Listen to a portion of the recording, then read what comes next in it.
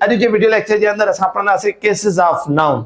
यानी cases of noun जो मतिलबु आहे नाउन जूं हालतूं, यानी नाउन जंहिं जॻह ते इस्तेमालु थियो आहे कहिड़ी हालत में इस्तेमालु थियो आहे। जीअं टे हालतूं आहिनि नाउन जूं जेके असां इंशाअल्लाह अॼु जे वीडियो में एक्सप्लेन कंदासीं। पहिरियों आहे सब्जेक्टिव केस ऑफ नाउन, यानी नाउन इस्म जॾहिं सब्जेक्ट वारी जॻह ते इस्तेमालु थिए त उते उन नाउन जी जेका हालत हूंदी असां चवंदासीं ही सब्जेक्टिव केस आहे। सब्जेक्ट छाखे चइबो आहे? We have already discussed it त सब्जेक्ट उहो उन जो कम जो कंदड़ हुजे। पर ॾिसो जेको सब्जेक्ट ते इस्तेमालु थियो आहे उहो सब्जेक्ट बि आहे त नाउन बि आहे।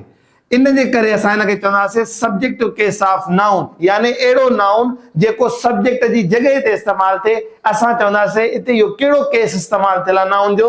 Subjective case. साहिर वाचिस मूवी त हिते असां चवंदासीं साहिर जेको आहे नाउन आहे ऐं नाउन कहिड़ी जॻह ते इस्तेमालु थियल आहे, कहिड़े केस में इस्तेमालु थियल आहे? सब्जेक्टिव केस में।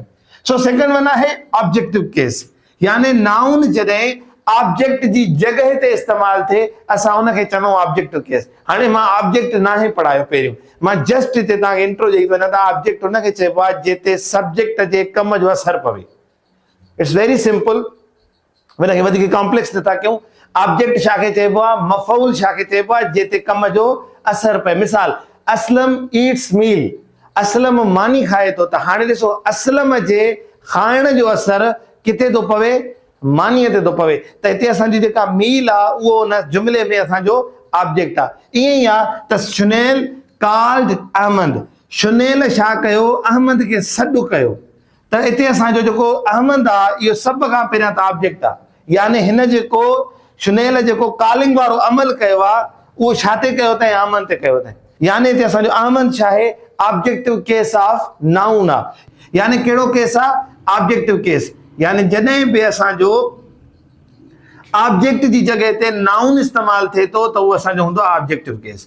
सो हिते अगरि मां तव्हांखे चवंदा शुनैल छा आहे त असां ऑलरेडी पढ़ी आयासीं त इहो असांजो सब्जेक्टिव केस ऑफ नाउन आहे।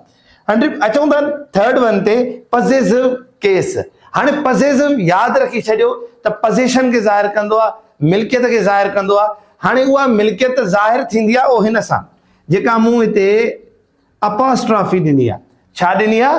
अपॉस्ट्रॉफी ॾिनी आहे। हिनखे असां चवंदा आहियूं अपॉस्ट्रॉफी। इन सां पॉसेसिव केस ठहंदो आहे। ॾिसो कीअं, दे ब्रोक अहमद्स चेयर, उन्हनि अहमद जी कुर्सी भॻी। ॾिसो हाणे हिते जेका आहे हिते अपॉस्ट्रॉफी सां गॾु एस ॾिनल आहे, यानी हिकिड़ी पोज़ीशन ज़ाहिर थियल आहे। इन कंडीशन में जॾहिं बि कंहिं नाउन सां अपॉस्ट्रॉफी इस्तेमालु थिए थी त अहिड़े नाउन खे चवंदासीं असां इहो आहे असांजो पॉसेसिव केस।